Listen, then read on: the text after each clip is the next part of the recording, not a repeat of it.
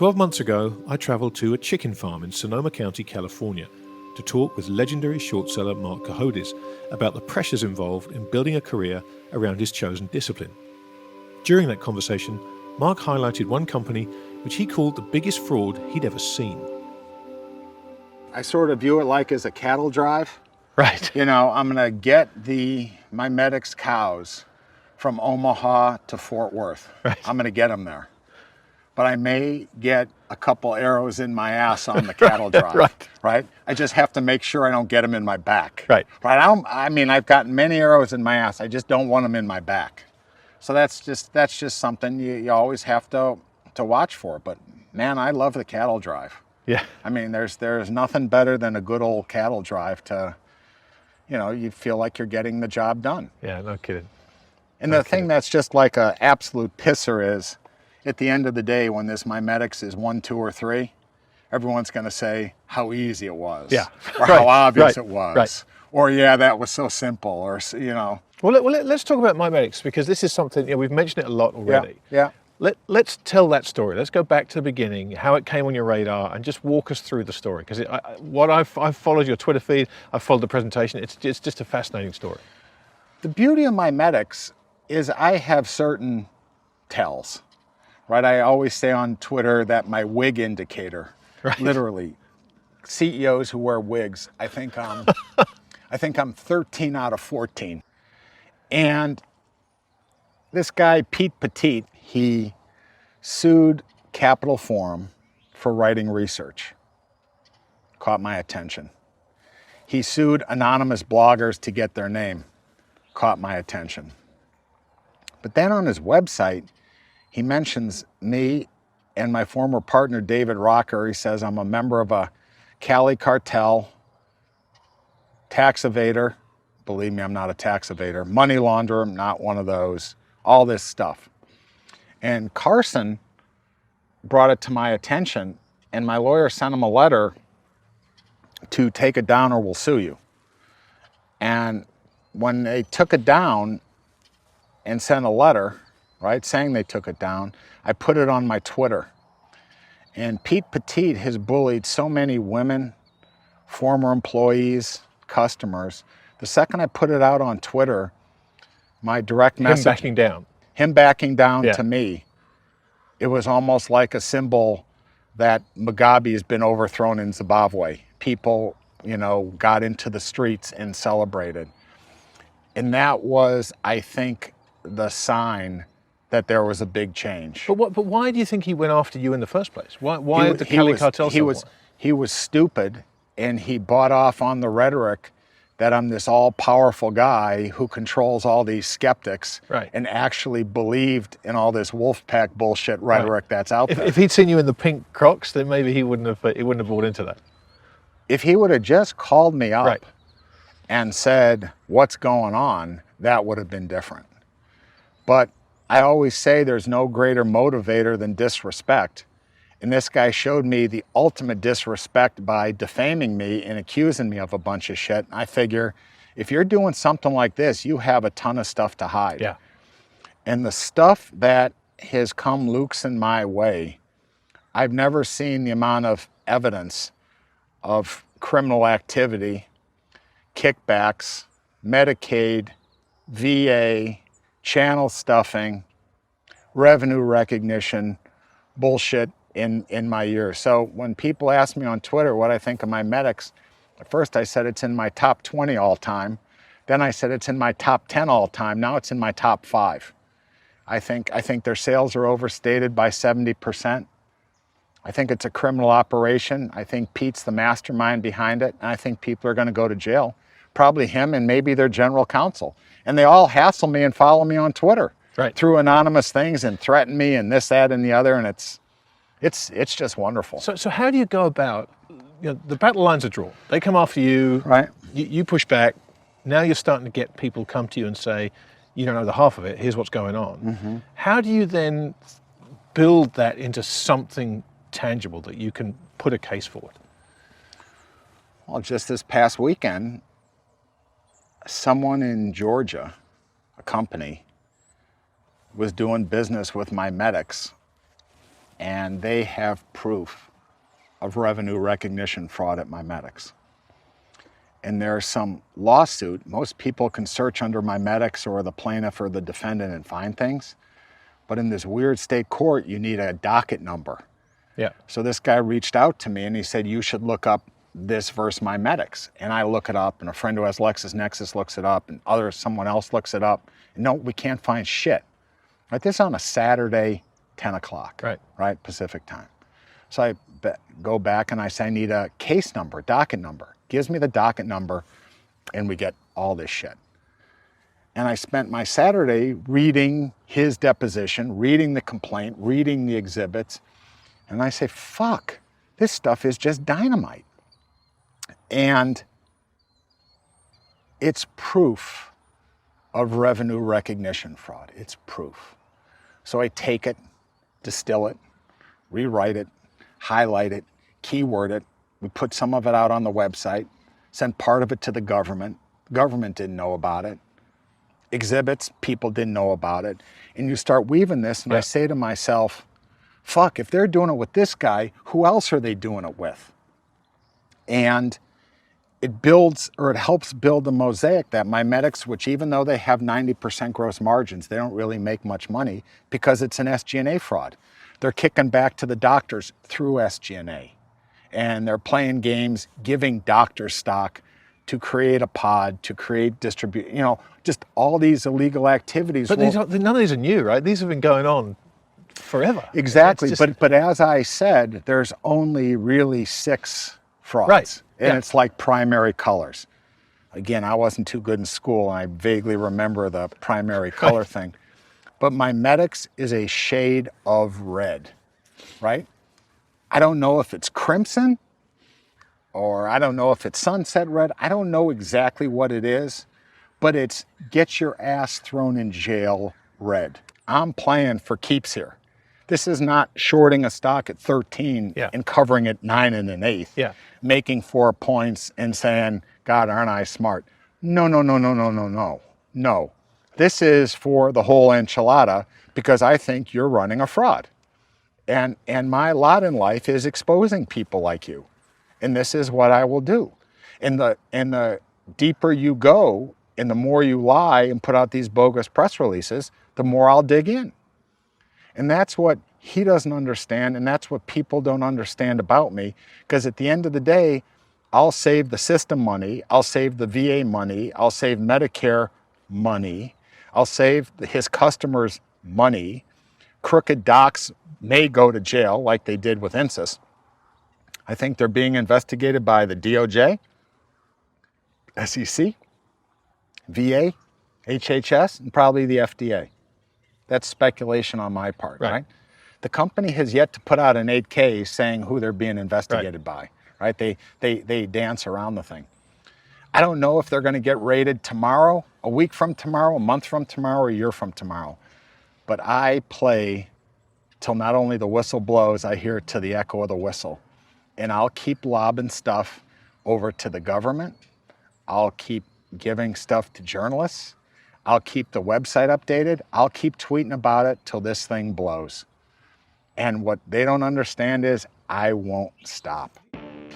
A year on, I'm returning to Alder Lane Farm to hear the full story of Marc's battle with MiMedx and to get a look behind the headlines at the pressure and pain that come with taking on a powerful company, and to hopefully demonstrate the important role that short sellers play in financial markets.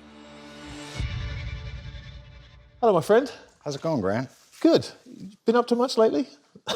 Been quiet. You know what? It's hard to believe it was a year ago, a little bit over a year ago, that you and I walked around Alder Lane Farm talking about the life of a short seller, and during that conversation, you brought up the MiMedx story, which at that point in time was kind of new, right? You've been looking at it a couple of months, I guess, or a few months, and you made a big, bold call about that thing, which a lot of people aren't used to seeing people make those kind of calls in public, and I'm here today so we can find out what happened since, because we've all been following it in the press and stuff, but I know from my conversations with you, it's a much bigger, much deeper story than that. It really is, but I was really looking forward to you guys coming out here for a long time, and I'm looking forward to the prison party. But there's something I need to give you. It means a lot to me, because you were there when this started, right? Always speak truth to power. This shows that this is not staged, right? Right. There's nothing in your life that's staged. That much I've learned about you. Nothing in my life is staged. So Grant, this is from me to you. That's awesome. There's two of them. One's on my car and one's in your hands. Oh, man, thank you. Please keep that in pride. This will never be on eBay. That much I can promise you. That's awesome. There are only two of those, and it means a lot, me giving that to you. I've always wanted to give it to you from when this piece of shit hit the wall. Aurora gave me those plates for my birthday. Little did I know what all was going to happen. And also because MiMedx is an Atlanta-based thing, I want to give you an Ed Roland and Friends special holiday shirt. I'm making out like a bandit here. This is awesome. Thank you very much. Thank you But- very much. Well, I'm going to put these here for now because we've got a lot of things to talk about. Thank you so much for We that. sure do, but I wanted to give you that, Grant. Thank you. I really appreciate it. This is going to take pride of place, believe me. All right, so let's go back to November 2017 was when you and I talked about this first. And at the time, as I said, you made some bold calls, and we went away and we edited the interview and we put it up. And I came to talk to you about short selling because it's something that I've always been fascinated by, and it's something that there is just an unbelievable misperception about amongst the general public who've never done it before, because guys like you are painted as evil short sellers, and we had all this stuff with the cabal. The truth is so different to that, and that's what I want to get into today, just to show people how much work you have to do to do what you've done with this story, what you've had to go through this last year, and I'm hoping we can persuade Aurora to come and sit with us for a little part of this, because this is not about one guy on a phone throwing mud at people. This is about a family going through hell and trying to expose a fraud, which is ripping off not just investors, but veterans and the government and health insurance agencies. I mean, this was a gigantic fraud. Yeah, and some stuff we'll share later and talk about. I called it a 12-step fraud that I and others exposed. But the crazy part about this is I'm just a guy. Right. I don't have a firm. I don't manage outside money. I manage my money. I manage my son's money.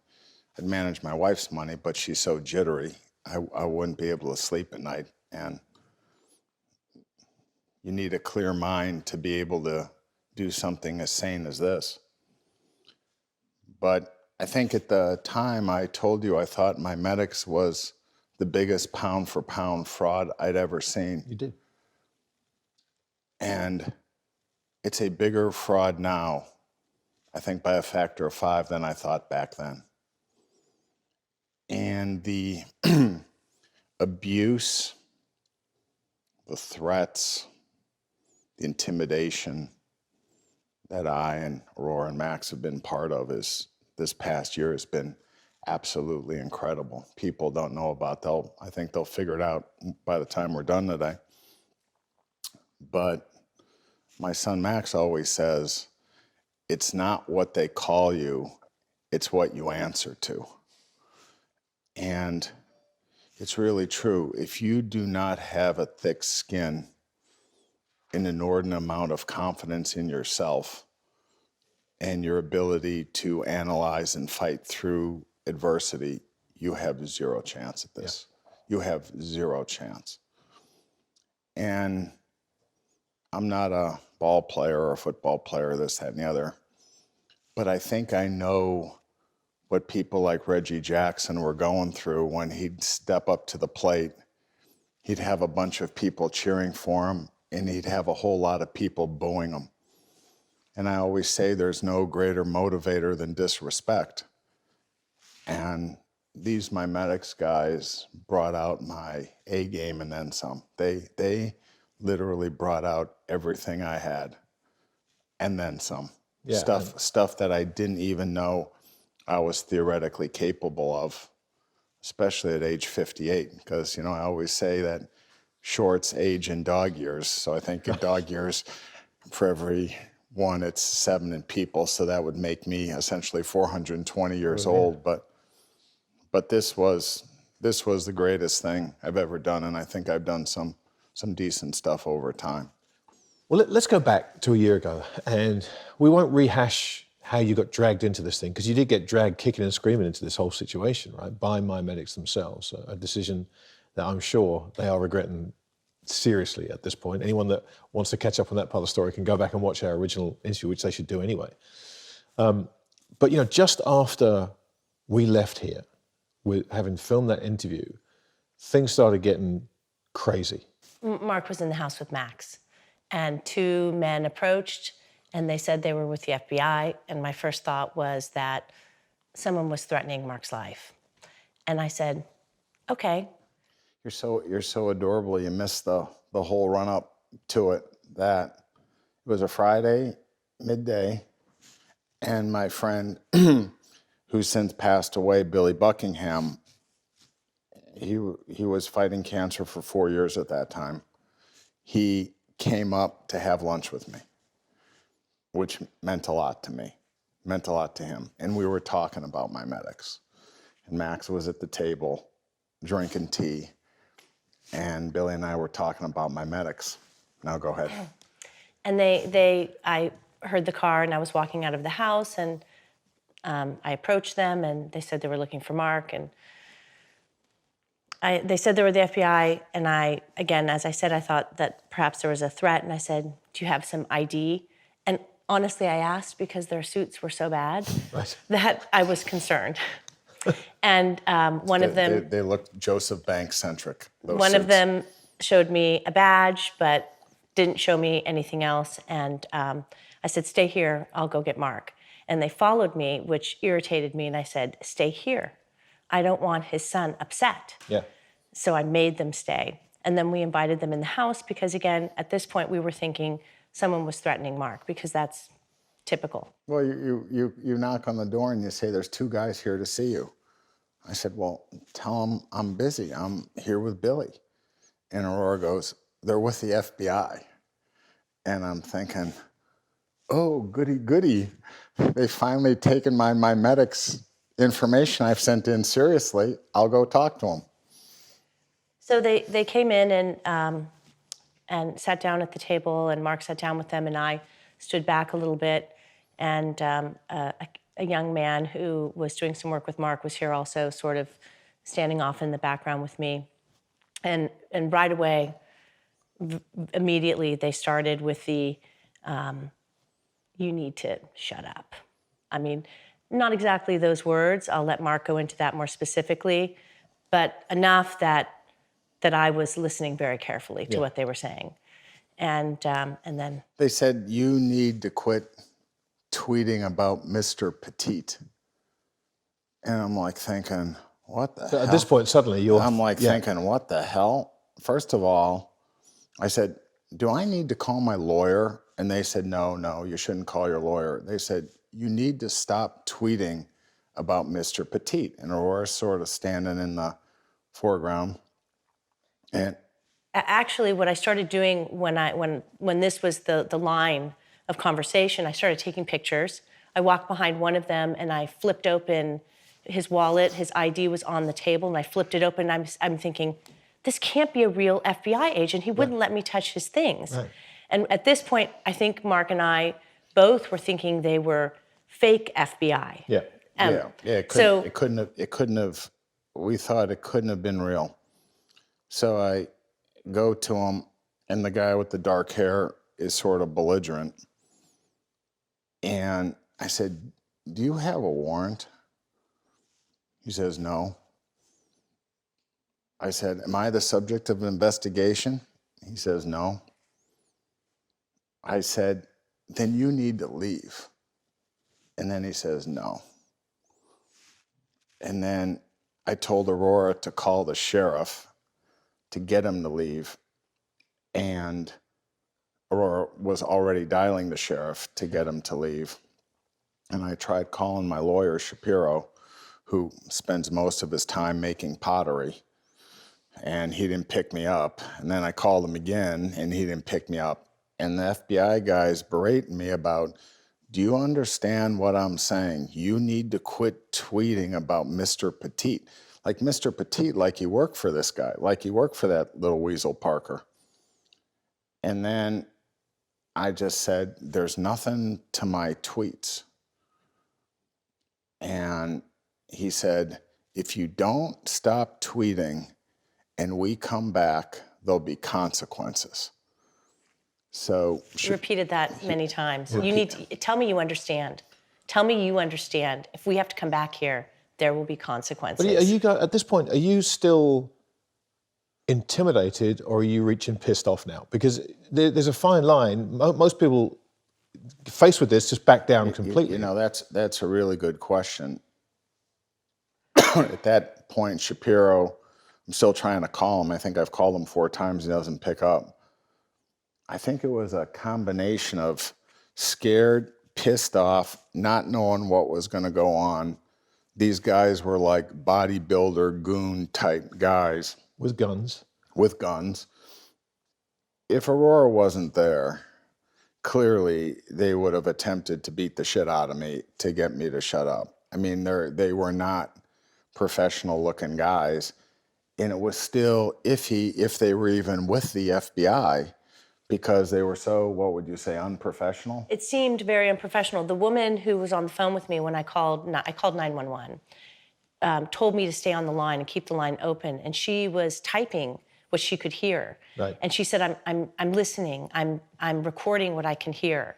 And so at that point, I don't think it was so much fear, it was more, we just needed to get them out of the house. Yeah. I didn't like them in the house. Yeah, and when we kept asking them to leave, they wouldn't leave. And then the sheriff came, and the sheriff got them to step outside, to outside the gate. And then Shapiro eventually, when he was done making his pottery, I guess, picked up the phone and he says, let me talk to him. So my lawyer's on the phone with the FBI guys, and they told him, which is sort of important for what may happen somewhere down the line, they told him that if they have to come back here again, there'll be consequences. So they not only threatened me directly, they threatened me and they threatened my lawyer as well. And that's when it became a touch unsettling. Yeah.